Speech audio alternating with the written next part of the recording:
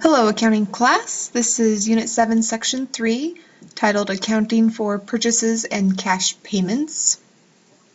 So what we're going to do is look at the purchasing process through the eyes of a business. So imagine you're the business owner in these scenarios and you're doing the purchasing from other businesses.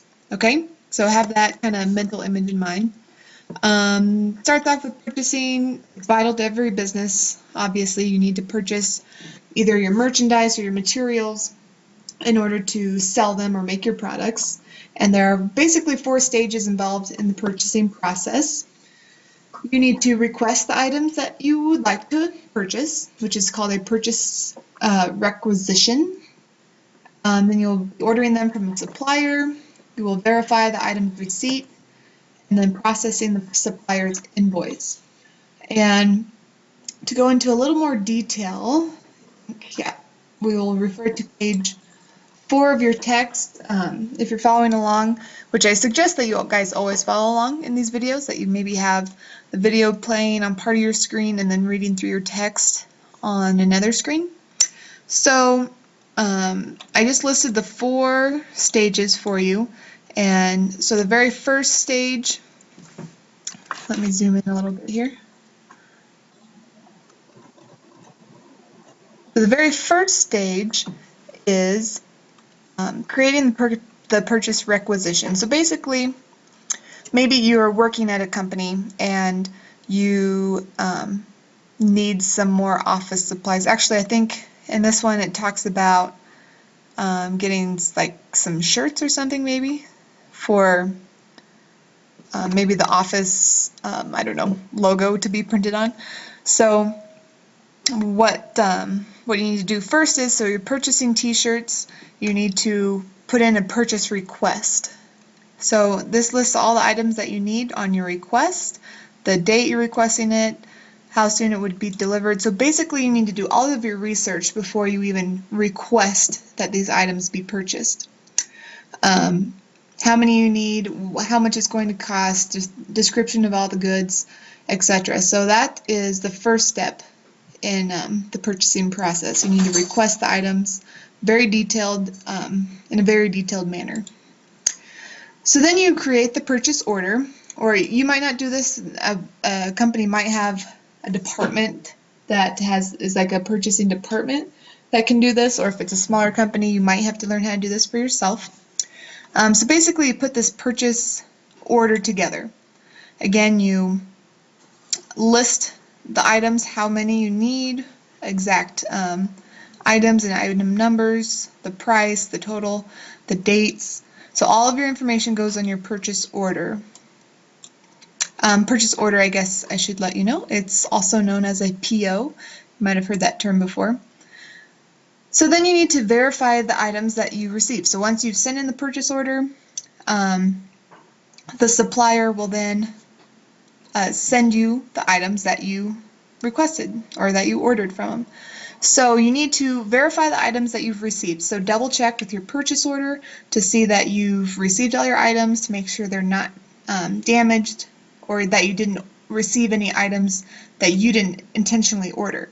Okay, because a lot of times they can get mixed up, or maybe give you some items that you didn't order, and vice versa. So always review your purchase order to make sure you have the right items. And then when the items are shipped to the buyer, the supplier will generate a bill. So a lot of times they will send the bill with your items, or they'll send you a bill later. The bill that you get sent by the supplier is called the invoice. Okay, so you submitted a purchase order, you got your items, then you get billed with an invoice saying how much you owe. So, well, I guess it says a lot more than just what you owe. It explains the credit terms. Okay, so that's something we talked about in section 2. If you see down here, here are the terms. So 2/10 means that if they pay this off in 10 days, they can take 2% off the total price. And if they don't get it paid within 10 days, they need to have it paid within 30 days, with the N being the net or the full amount. So this invoice also includes the quantity, the description of the items, the unit price, the purchase order number, the method of shipment. So this is the invoice, that basically your bill that was sent to you, just detailing everything in your credit terms for you to make your payment. Okay, so let's go back here. So when we're posting purchases on an account, we talked about in previous section how we have an accounts receivable subsidiary ledger when we have multiple accounts, and just to help us keep track. So that was with accounts receivable, and we do the same type of things now with accounts payable. So as the part of the business, the accounts that we owe money on, we are going to keep them in a subsidiary ledger as well. So this is an example. Again, the accounts payable controlling account is kind of that umbrella account that just shows the overall balance. And then the subsidiary ledger is the ledger that lists all the individual accounts within accounts payable. So the balance of each of those accounts should always be equal. Okay. So the subsidiary ledger form kind of looks like this image you'll see at the bottom of your screen. It needs to include the creditor's name, and then you'll list your creditors in alphabetical order in your subsidiary ledger. And you need a line for the address of the company that you have an accounts payable with. And then there's a credit column for you to record the normal balance. This is a liability account still, so we do our normal balance on the credit side. And we have a debit column for any payments that are made to our creditors. We track those in the debit column. Then we have our overall balance column that shows the amount that we still owe to our creditors. And there's an example on page 7.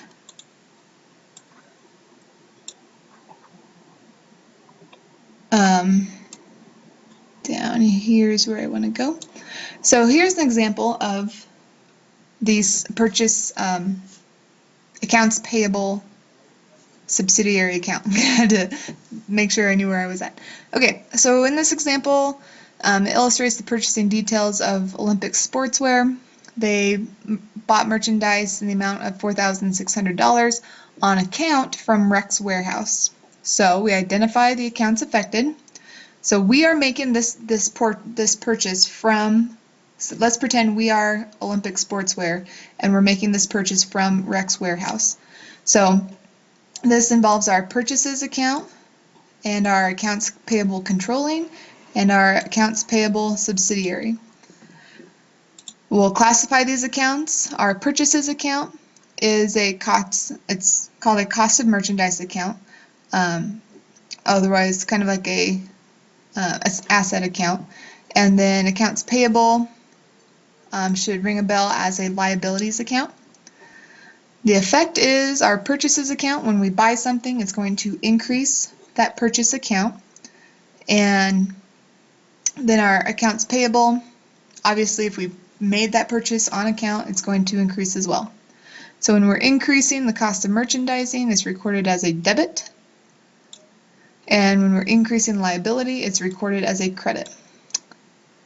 So this is another, you might notice this goof up down here. So we have our purchases account, we're being debited $4,600, and then our accounts payable credited $4,600. You'll see this little goof up down here with our subsidiary ledger. That should obviously say credit because we're increasing this account by $4,600. So those are your T accounts. Here's what the journal entry looks like. Again, this amount, $4,600, should be up here. You'll notice that a lot of times in your text, the text is correct, but sometimes your images are incorrect. So make sure you pay attention to the text, if anything. Then there's another example here that if you would like another example, you can read through that. Again, it talks about the accounts payable, controlling, and subsidiary ledgers. You'll see again there's some errors. Our accounts payable should be increasing on the credit side down here. And also this should be, I believe, a purchases account as well. Oh, no, computer equipment. Okay, so the only real issue with this one is our credit, it should be increasing on our credit side. Okay. Okay, so getting back to, we just left off with this page. So now we're looking at, again, in the section 2, we had a sales return and sales allowance. So now we have the same thing on the purchase side. We have a purchase return, which is the items that our business may want to return to the merchandiser or our supplier for whatever reason, damaged goods, defective goods, whatever.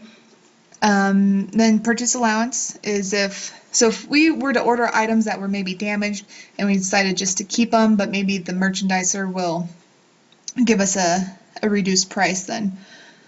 And it works a lot the same way with our sales account. So we have purchase returns and allowances.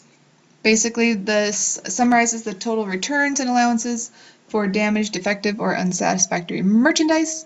And again, this type of account also has a contra account. So, well, it is a contra account. It's contra to our purchases account. So we have our purchases account where we keep track of our purchases, and as we make those purchases, they debit and increase on our debit side. Excuse me. And then with our contra account, so when we return items, we are tracking those in our purchase returns account. And when you go to name these, I'm definitely okay if you just want to call it purchase returns instead of purchase returns and allowances. That's a really long account title. So, and you'll see that just like in our sales and sales returns accounts, they were opposite, and so is this one. So our purchase returns has an increase on our credit side as opposed to our debit side. There's a good example of this on page 8 of your text. But again, the images, I believe, are incorrect, so just read through the text to get your example. Don't necessarily stare at the images. And finally, when it comes to managing our cash payments, businesses there's four steps to managing cash payments, and they're listed here. Just a hint, if you are watching this video, you might want to refer to this slide when you are completing your assignment. So, and then there's more detail on page 12 about each of these steps as well. So for your assignment, I think it has the wrong name here. It should be purchases and cash management. It's on page 15 though of section 3. And make sure that you use the template in the doc sharing folder.